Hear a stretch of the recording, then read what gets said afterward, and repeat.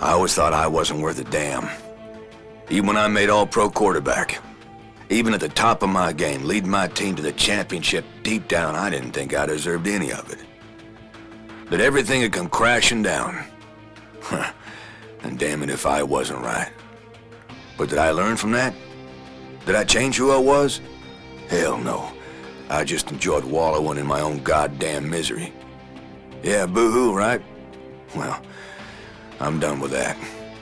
Seeing the whole world go to hell puts your own goddamn problems in perspective a little bit. I would have died at the Raw Palms for sure if good people didn't put their lives on the line for me. Not to mention what happened in Moresby in that goddamn jungle. I've seen some sick and horrible things, brother. But I've also seen people sacrifice everything for some poor soul they hardly know. When you're saving some terrified bitch's ass, you don't have time to wallow in self-pity.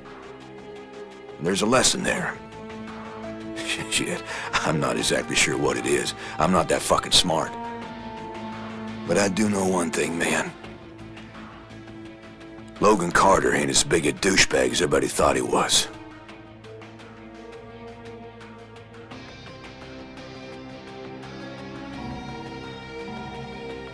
If someone has money, if they have power, they can pretend to be as pious as hell, and no one will ever suspect how evil they are.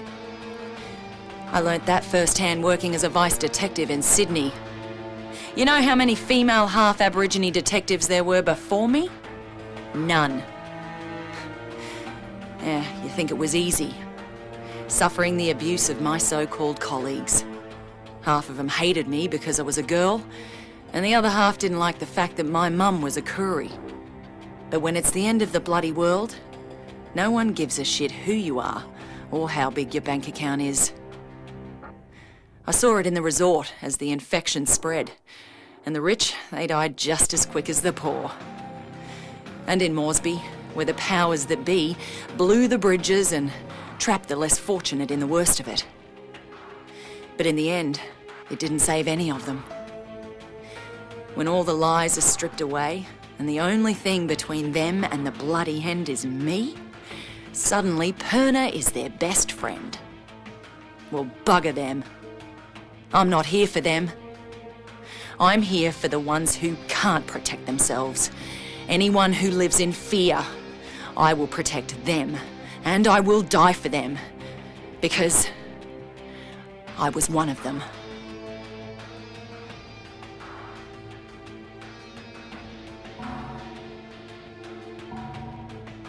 My father was a chief inspector for the Hong Kong police. He died when I was 10, and I told myself then that I would follow in his footsteps. I joined the force after graduating at the top of my class, but the men in charge never intended for me to be a real police officer. They didn't believe women were up to the task. But now, no one can deny who I am, what I've done, what I'm capable of. I thought I needed to prove my worth to my superiors. But now I know they are not and never were my superiors. It doesn't matter what they believe. It matters what I believe. And I know there is more to this tragedy than meets the eye. This infection, this plague is human-born. This is not nature correcting itself. This is mankind destroying itself. I saw how it swept the resort and reduced Moresby to bloody chaos. I don't know where it came from, but I do know that there are those in this world who would sacrifice millions to make billions. They operate unmolested with the approval of those who are supposed to protect us. In the end, I will expose them for the monsters they are. For I am Xian Mei, and I will honor my father's memory.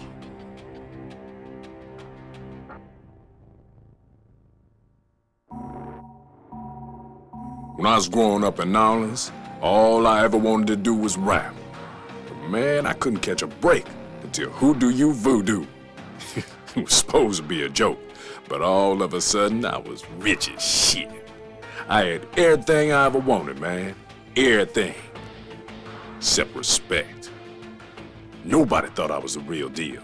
Just some no-talent one-hit wonder. And hell, if I didn't start believing them. It's no surprise I'd never another hit after that. I ain't nothing to say. Well, you know what? I got something to say now. Didn't think I'd ever see anything as sad as Katrina. But this plague, what happened at the Royal Palms, what happened in Moresby, it's something out of goddamn horror movie, man. The dead are rising up against the living like it's the end of days, and maybe it is, but I gotta say, people do amazing shit when they up against it. The ones you think gon' stand their ground, they fucking run. And the quiet ones, the ones you don't even notice, man, they don't give an inch. They'll give up everything for somebody they don't even know. There's a song there somewhere.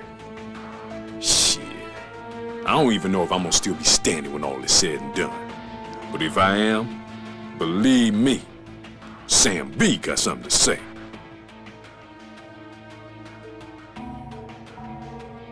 My grandfather fought the Japanese here in World War II and never left. Married a local girl. My father was native born and a sergeant major, so I'm second generation military. And from the time I was 10, I wanted to follow in their footsteps. I wanted to be a soldier and protect and defend this country against all enemies. Well, I did my job. Did what I was told. Always followed orders. Until the day they gave me an order I couldn't follow. You see, it's hard to describe how it feels when everything you believe in turns out to be a lie.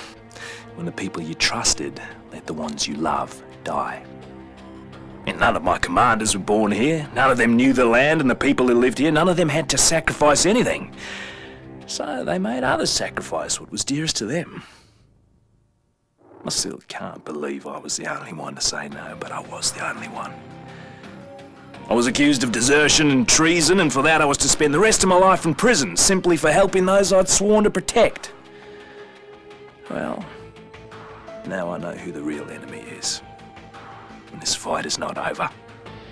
I swore an oath. And as far as I'm concerned, John Morgan is still a soldier.